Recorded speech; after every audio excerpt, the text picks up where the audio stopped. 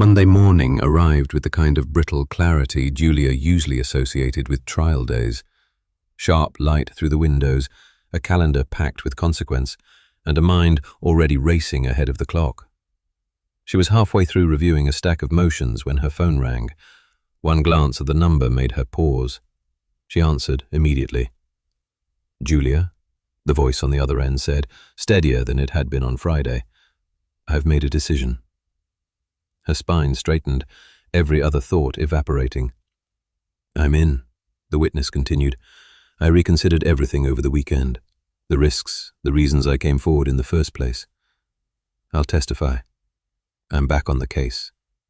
For a moment, Julia said nothing at all.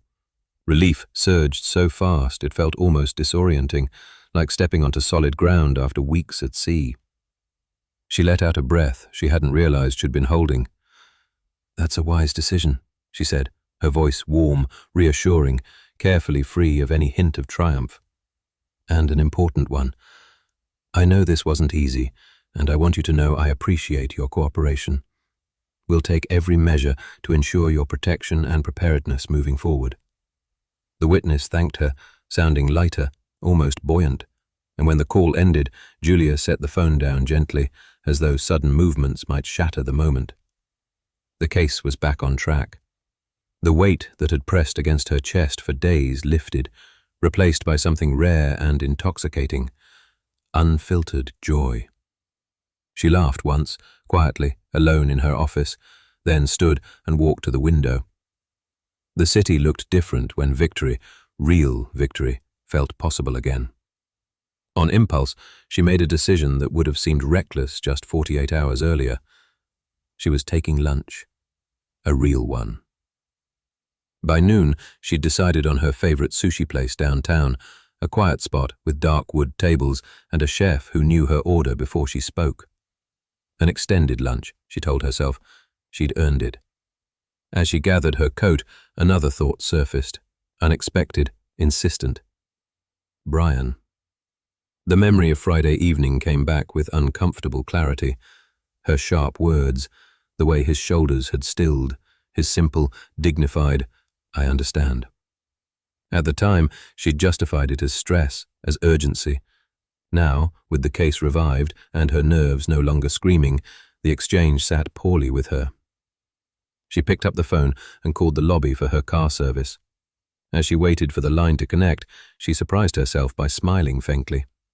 Privately, she imagined inviting Brian to join her for lunch, or at least offering to bring him something back. He'd mentioned pizza, after all. Sushi wasn't pizza, but it was a start, an olive branch. The car arrived promptly.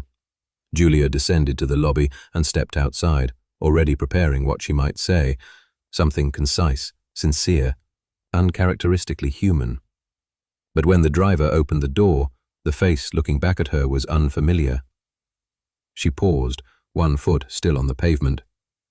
"You're not Brian," she said, not accusingly, just stating a fact.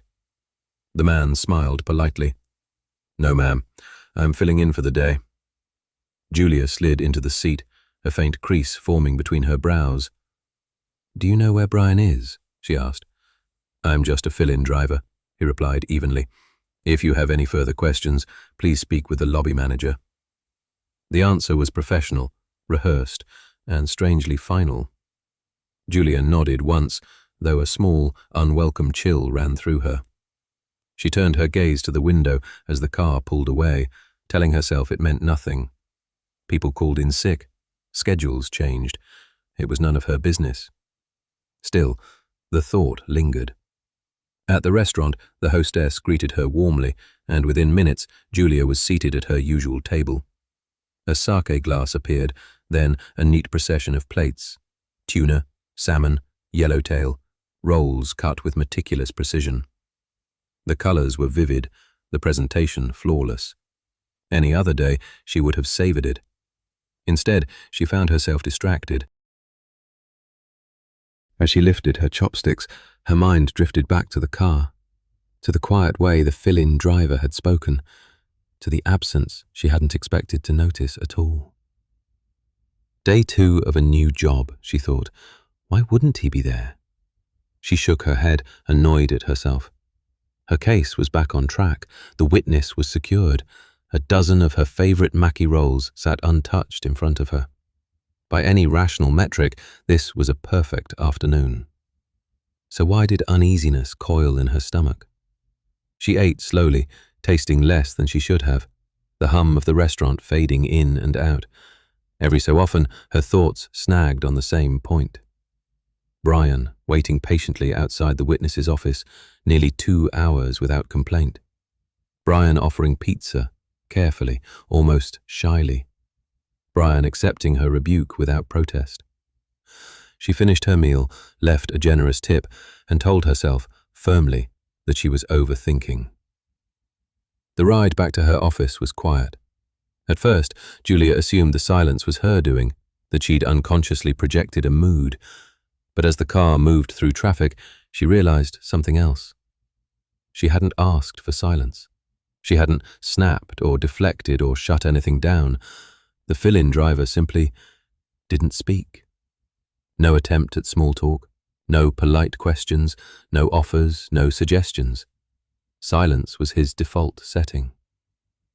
She stared at the city sliding past the window, suddenly aware of how stark the contrast was. Brian's quiet had been intentional, responsive. This silence was procedural, empty. When the car stopped in front of her building, the driver got out, opened the door, and wished her a pleasant afternoon. Julia thanked him automatically, then hesitated on the sidewalk, watching the car pull away. Something felt unfinished. She entered the lobby and slowed her pace. Normally, she would head straight for the elevators, already dialing her next call, mind back in motion. Instead, she stood there for a moment, absorbing the polished marble floors, the low murmur of voices, the rhythm of people coming and going. Then she turned toward the front desk. The receptionist looked up, smiling. "Good afternoon, Julia." Returning the smile, though it felt more fragile than usual. "May I please speak with Sarah?" she asked. The receptionist blinked, surprised, then nodded. "Of course, one moment." As she waited, Julia folded her hands together, her case files momentarily forgotten. She wasn't entirely sure what she planned to ask, or what she hoped to hear. She only knew that something about Brian's absence, about the silence that had replaced him, refused to be ignored. For the first time in days, control felt less important than understanding.